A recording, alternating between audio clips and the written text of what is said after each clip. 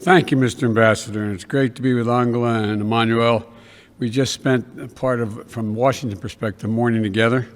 But I want to say hello to everyone and thanks you at the Munich Conference for hosting this special session. For decades, as you pointed out, I participated in the Munich Security Conference as a U.S. Senator, joining my colleagues on both sides of the aisle to affirm the importance of the transatlantic partnership. 3 times as Vice President of the United States, including delivering the first international foreign policy address of the Obama-Biden administration in the first months we were in office. And 2 years ago, as you pointed out, when I last spoke in Munich, I was a private citizen.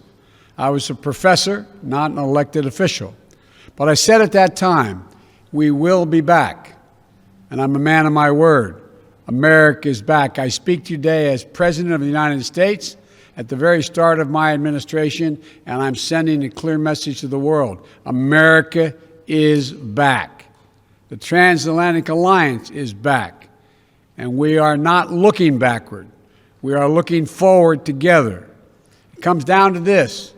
The transatlantic alliance is a strong foundation, the strong foundation on which our collective security and our shared prosperity are built.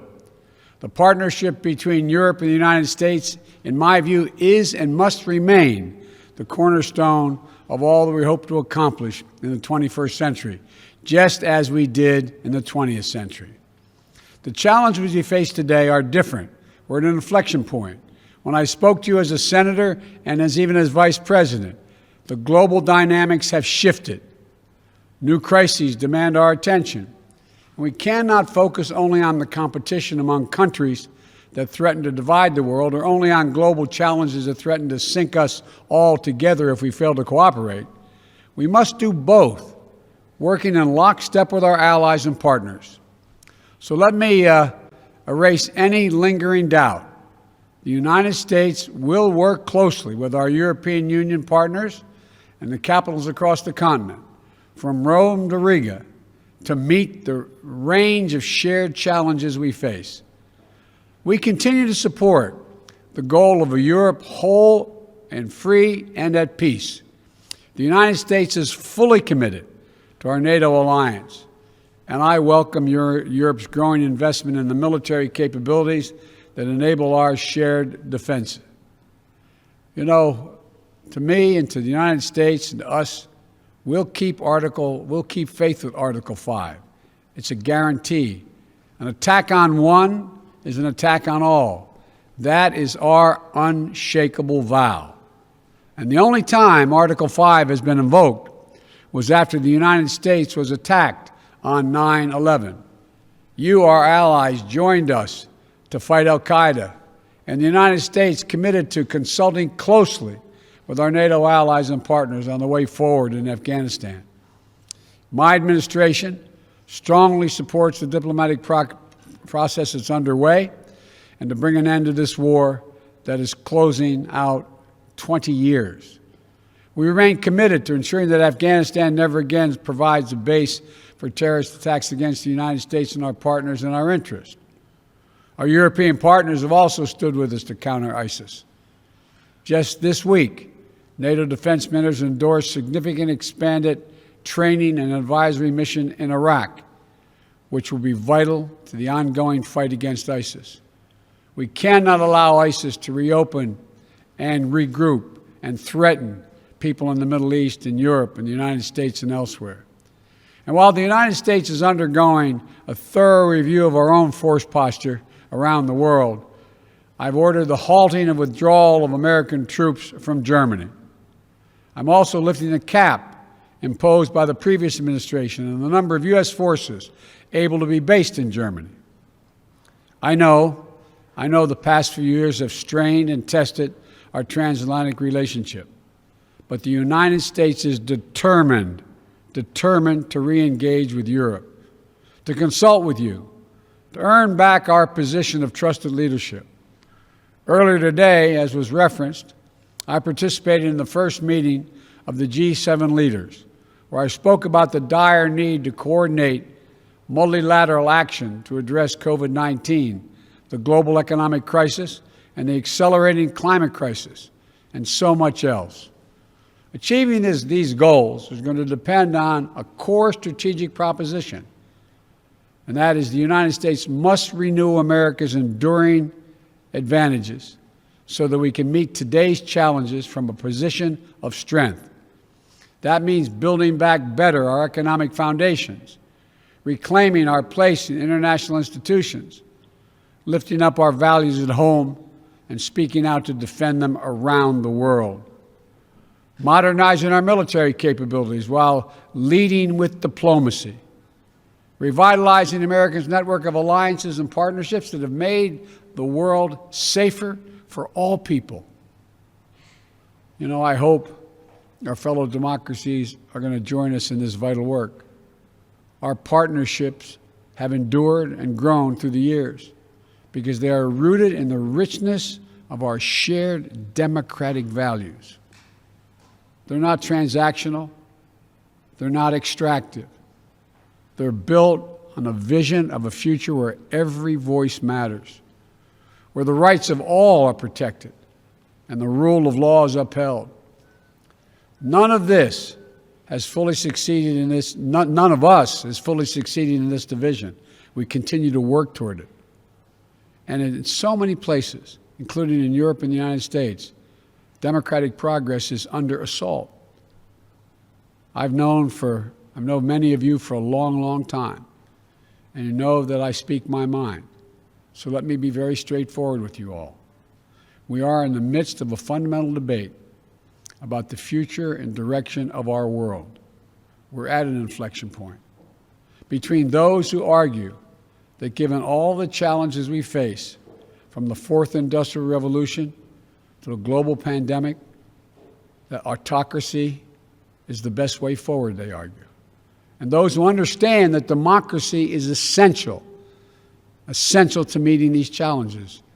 Historians are going to examine and write about this moment as an inflection point, as I said. And I believe that every ounce of my being that democracy will and must prevail. We must demonstrate that democracy can still deliver for our people in this changed world. That, in my view, is our galvanizing mission. Democracy doesn't happen by accident. We have to defend it, fight for it, strengthen it, renew it. We have to prove that our model isn't a relic of history. It's the single best way to revitalize the promise of our future. And if we work together with our democratic partners with strength and confidence, I know we'll meet every challenge and outpace every challenger. You know, we must prepare together for long-term strategic competition with China. How the United States, Europe, and Asia work together to secure the peace and defend our shared values and advance our prosperity across the Pacific will be among the most consequential efforts we undertake. Competition with China is going to be stiff. That's what I expect, and that's what I welcome, because I believe in the global system Europe and the United States together with our allies in the Indo-Pacific worked so hard to build over the last 70 years. We can own the race for the future. But to do so, we have to be clear-eyed about the historic investments and partnerships that this will require. We have to protect for space for innovation, for intellectual property, and the creative genius that thrives with the free exchange of ideas in open democratic societies. We have to ensure that the benefits of growth are shared broadly and equitably, not just by a few. We have to push back against the Chinese government's economic abuses and coercion that undercut the foundations of the international economic system. Everyone must play by the same rules. U.S. and European companies are required to publicly disclose corporate governance structures and abide by rules to deter corruption and monopolistic practices. Chinese companies should be held to the same standard. We must shape the rules that will govern the advance of technology and the norms of behavior in cyberspace, artificial intelligence, biotechnology, so that they are used to lift people up, not used to pin them down. We must stand up for the democratic values that make it possible for us to accomplish any of this, pushing back against those who would monopolize and normalize repression. You know, this is also how we're going to be able to meet the threat from Russia. The Kremlin attacks our democracies and weaponizes corruption to try to undermine our system of governance. Russian leaders want people to think that our system is more corrupt or as corrupt as theirs. But the world knows that isn't true, including Russia's own citizens. Putin seeks to weaken the European project and our NATO alliance. He wants to undermine the transatlantic unity and our resolve, because it's so much easier for the Kremlin to bully and threaten individual states than it is to negotiate with a strong and closely united transatlantic community. That's why standing up for the sovereignty and territorial integrity of Ukraine remains a vital concern for Europe and the United States. That's why addressing Russian recklessness and hacking into computer networks in the United States and across Europe and the world has become critical to protecting our collective security. The challenges with Russia may be different than the ones with China, but they're just as real. It is not about pitting East against West. It's not about we want a conflict. We want a future where all nations are able to freely determine their own path without a threat of violence or coercion. We cannot and must not return to the reflective opposition and rigid blocks of the Cold War. Competition must not lock out cooperation on issues that affect us all. For example, we must cooperate if we're going to defeat COVID-19 everywhere. My first presidential national security memorandum focused on surging health and humanitarian responses to defeat COVID-19 and to better prevent and prepare for the next pandemic. Today, I'm announcing that the United States is making a $2 billion pledge to COVAX with the promise of an additional $2 billion to urge others to step up as well. Yet even as we fight to get out of the teeth of this pandemic, the resurgence of Ebola in Africa is a stark reminder that we must simultaneously work to finally finance health security, strengthen global health systems, and create early warning systems to prevent, detect, and respond to future biological threats, because they will keep coming. We have to work together to strengthen and reform the World Health Organization. We need a UN system focused on biological threats that can move quickly to trigger action. Similarly, we can no longer delay or do the bare minimum to address climate change. This is a global existential crisis, and we'll all suffer the consequences if we fail. We have to rapidly accelerate our commitments to aggressively curb our emissions and to hold one another accountable for meeting our goals and increasing our ambitions. That's why, as president, I immediately rejoined the Paris Agreement. And as of today, the United States is officially, once again, a party to the Paris Agreement, which we helped put together. On Earth Day, I will host a Leaders Summit to help drive more ambitious actions among the top emitters, including domestic climate action here in the United States. I'm grateful for Europe's continued leadership on climate issues over the last 4 years. Together, we need to invest in the technological innovations that are going to power our clean energy futures and enable us to build clean energy solutions to global markets. The threat of nuclear proliferation also continues to require careful diplomacy and cooperation among us. We need transparency and communication to minimize the risk of strategic misunderstanding or mistakes. That's why the United States and Russia, notwithstanding other competition, extended the New START Treaty for an additional 4 years once I was sworn in. That's why we said we're prepared to re-engage in negotiations with the P5+1 on Iran's nuclear program. We must also address Iran's destabilizing activities across the Middle East. And we're going to work in close cooperation with our European and other partners as we proceed. We'll also work together to lock down fissile and radiological material to prevent terrorist groups from acquiring and using them. Look, the range of challenges Europe and the United States must take on together is broad and complex.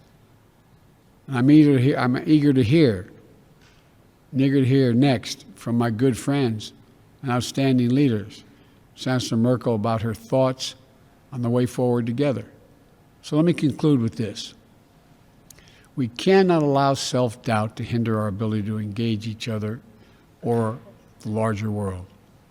The last 4 years have been hard, but Europe and the United States have to lead with confidence once more, with faith in our capacities, a commitment to our own renewal, with trust in one another, and the ability of Europe and the United States to meet any challenge to secure our futures together. I know we can do this. We've done it before.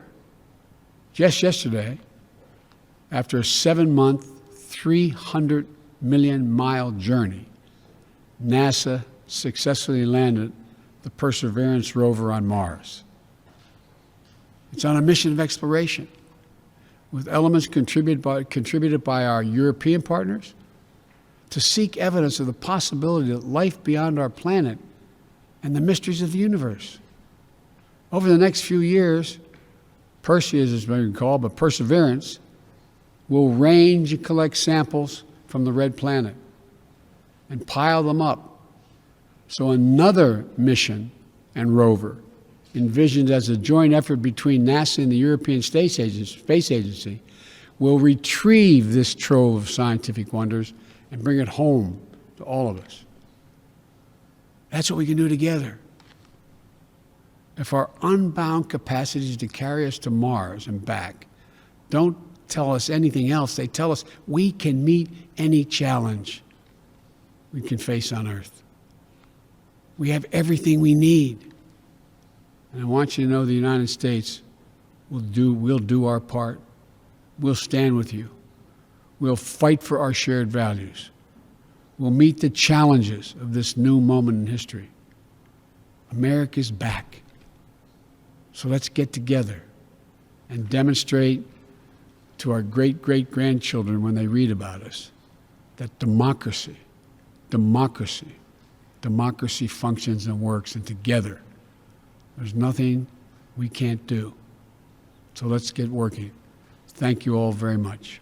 Hey guys, did you know we have a podcast called WJ Live? The Western Journal's mission is to equip readers with the truth, and that's the same mission we have on WJ Live. You'll hear from writers, editors, and special guests on the most important topics of the day. You can watch us every day at 5 p.m. Eastern, 2 p.m. Pacific on youtube.com/WJ Live. While you're there, help us out by subscribing and hitting the bell so you don't miss any future episodes. See you there.